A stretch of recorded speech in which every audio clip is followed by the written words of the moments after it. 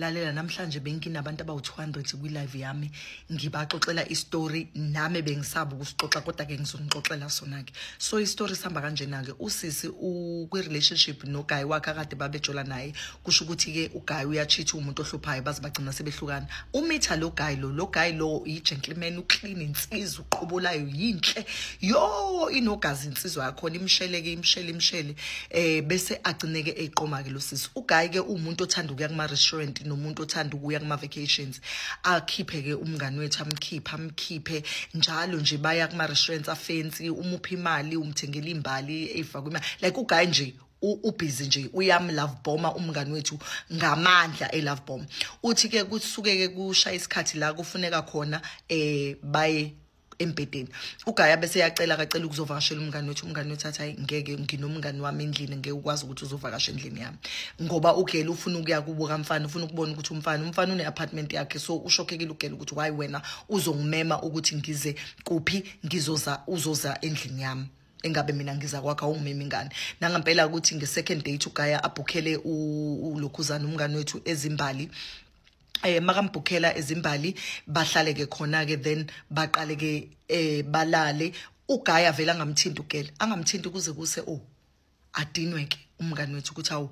uthi umngani wethu noma uyapaquza ugaya angasingena athi nje ushem anginaso isikhathi alala ugaya ahonqa kuze hayi abese ke yabhoreka kumngani wethu ahamba emsebenzini ambuza ukuthi why wena manje abese no ngiyaxolisa bengikhathele kakhulu sithando sami but I will make it up to you and then ke abese invite ugel kwakhe nangempela bahambe ke baye kwakhe afike ke uguy bayenze into zakhona nogel benze into zakhona benze into zakhona nogel uguy abese cela ugel ukuthi athathe umuno lo wakhe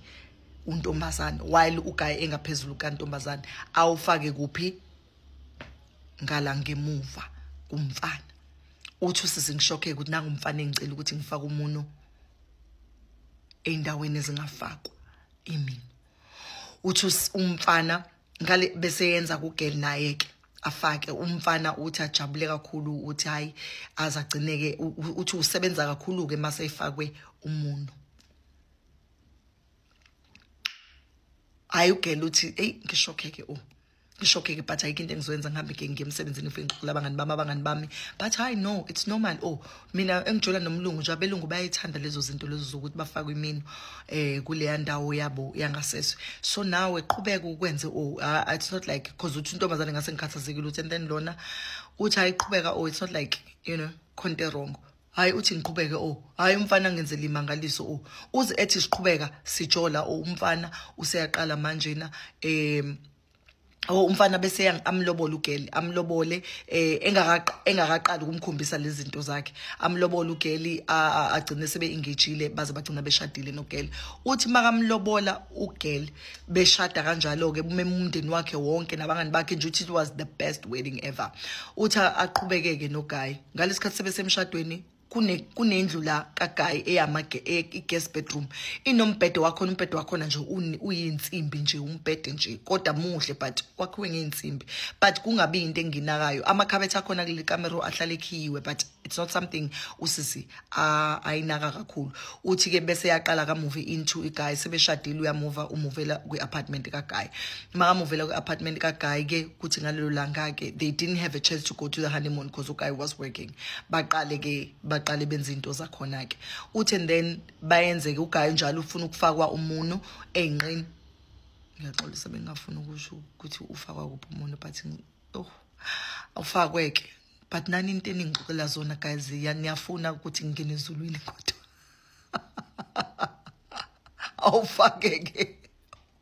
umuno uGuy ke uba excited kakhulu makafakwe umuno bese yaqhubeka ke uthi kuthengela ilanga uGuy avele amtshela ukuthi namhlanje ke sizohamba solala kuleli camera uthi uphethe nokey afika vule makavula akhipha izinto ukhipha ama handcuff ukhipha imvubu ukhipha naloko okuyibhande okufaswayo ngiyasaba nokusho ukuthi kubizwa ngani ngizothi I step on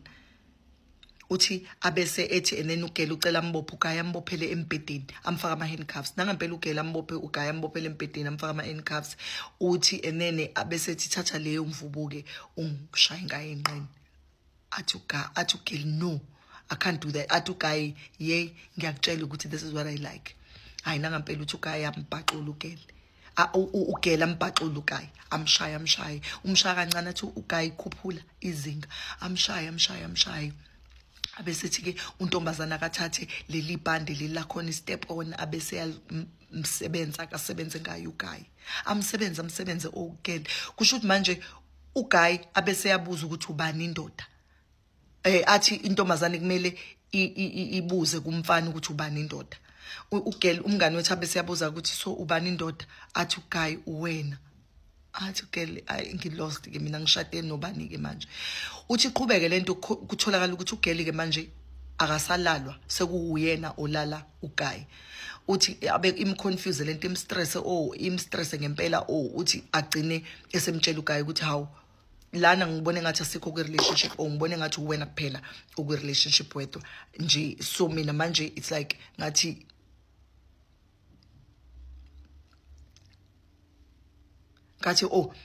mina angitholi satisfaction like hayi abesithi uGayi no ngizozama ngikwenze kube kangcono nangampela uGayi aqhubekeke alale noGeli kufakwa lowo muno ke kanjalo ukuthe kusuka kuphela ngisho inyanga uGayi wabese eqhubeka futhi waqhubela egcine khona sefuna kulalwe yena and then uthi uGeli hayi ngavele ngabona mina ukuthi okay ngoba ngeke ngikwazi ukuthi ngimshiye lo muntu lo sekushadiwe ngivele ngacheat uthi wacheata kuGeli wacheata nenye indoda emsebenzini uthi waseba pregnant because ubengabi pregnant uthi uGayi ke lo wakhe ashade naye waseyamtshela ukuthi bahlala phansi baba ne meeting wamtshela ukuthi ngipregnant wathi uGayi umithi soba wathi wena wathi hayi sis mina ngiyazi ukuthi nena ngibathola abantwana ngahamba ngayo test so ngiyazi ukuthi laba abantwana lo mntwana umpregnant ngayi akuyena wami ubesethi kodwa ke sizokwenza isivumelano mina khona into engifuna ukutshela yona mina ngithanda abafana amantombazane ngiyawathanda kodwa ngidominant kakhulu ebafaneni so uthi and then that's why mina bengicela ukuthi ungenzele izinto ebengifuna ungenze zona because mina ngithanda abafana so it's okay ngizothola mina umuntu ozokwazi ukungenza lezi zinto lezi wena ungafuni ungenza zona bese wena uqhubeke ulale nalo wabhuti lo lala naye emsebenzini kodwa into ozoyenza ukuthi ngeke umtshele ukuthi laba abantwana oba pregnant umntwana lo umithile owakhe uzomfihlela ubaba wengane so laba abantwana ngizobakholisa as my own but when you have to hide ukuthi lezi ngane sizalwa ile enye indoda kumele yazi ekhaya sizohamba as a family kini ngizoba indoda ekhaya uzoba unkosikazi we gonna treat it like that umshado wethu and ungajola as much as you want and mawubuye endlini so kusho ukuthi nje and you gonna uzofihla futhi ukuthi enene mina ngigay uthi nangampela bagcine ashokhe kusisi but agcine evumile ke ukuthi okay athi so kule ndoda le othandana nayo manje ngicela ungitholele omunye umntwana sizoba nabantwana ababili awuzi ukuyitshela le ndoda labantwana bayo bese siyaqhubeka sithandane sizohlala sobabili ngizozinakekela ingane ngizondle uthi wenza njalo nangampela umfana wayinakekela ingane ubaba wengane akazi ukuthi unezingane ezu2 kusisi and ubaba wengane usebenza no sisi emsebenzini wathi bajola ke baqhubeka bathandana ke nini benza ke ilavender marriage yabo uGayi lo okay usazondla ingane uyayinakekela wenza konke ingane ezina 15 16 years manje and bahlala ngokuthula ekhaya uthi abaxabani and uGayi is a present father to these kids uyaziphekela wenza konke uyayigeza uzihambisa esikoleni ayikho into angayenzi uthi like a relationship yabo is so relaxed and also boyfriend kaGayi uyafika from time to time ingane zimbiza ngomalume but ingane azazi ukuthi boyfriend zazi ukuthi umngane uthi mina sengiyazi ukuthi vele bayajola so they always sleep kwikamero le guest uthi mina mangifile ngathi okay ngidinga umuntu osilisa ngiyaphuma ngingaphandle ngiyozitholela uGayi lo engisebenza naye emsebenzini so but uGayi ngimtshela ngiqinisa ukuthi mina